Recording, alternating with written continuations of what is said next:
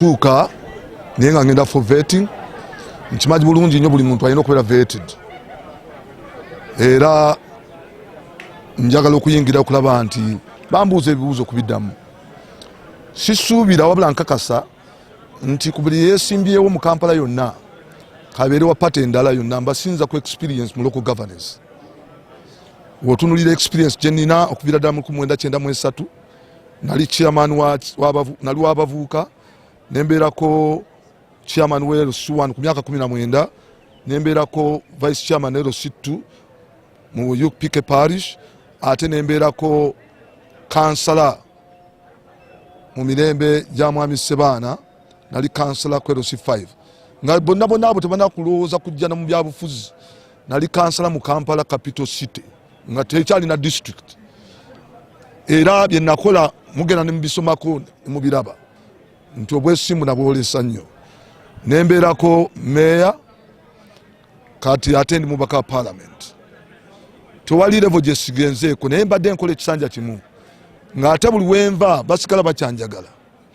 nsuubira nti tulina okuwa omukisa n'abalala ne basobola okuweereza togenda kumanya mulungi buli muntu okugyako ng'omuwadde omukisa buli muntu yeewulira muli nti alina amaanyi era kyekindeese wano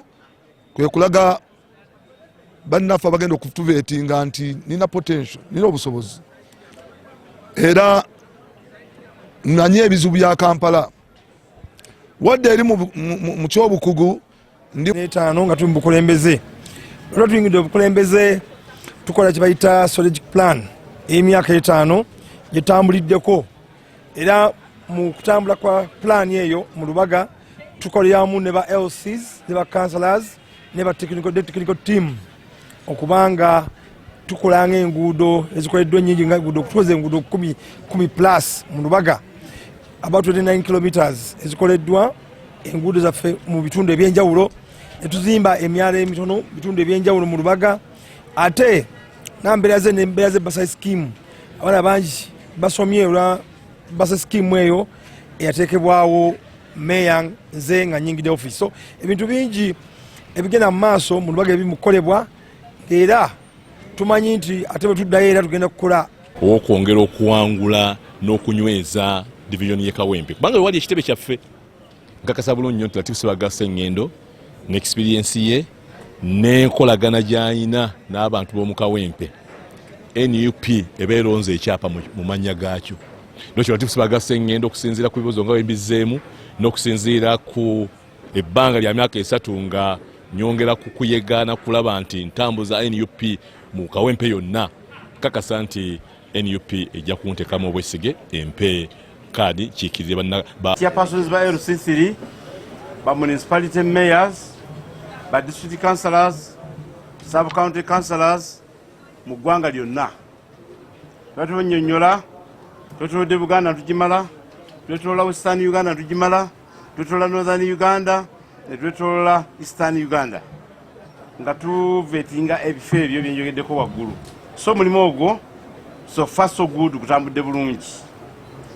era twagala okwebaza bonna abeesimbyewo betuvetinze obukkakkamu obuntu bulamu n'empisa ze boolesezza era tusuubira nti kandidate abadde asinga okuba obulungi mu factory zonna ye yawangudde olunaku olwaleero tuli mu kuvetinga ba city mayors ne state division aba Kampala state division mayors aba Kampala ne ba city mayors bonna mu ggwanga olunaku olwaleero olunaku olw'enkya tugenda kuvetinga ba chairpersons ba LC5 mu Uganda yonna abateekamu okusaba kwabwe ate olunaku olwa Sunday tujja kuba waliwo atukubidde amasimu abasigalira omu babiri basatu babaddeyo olunaku olwa Sunday tutaddewo awo yenna yasigalira nga yamisingibwa si bangi naye tubafunyeemu tujja bamaliza olunaku lwa Sunday otube nga local government tugigaddewo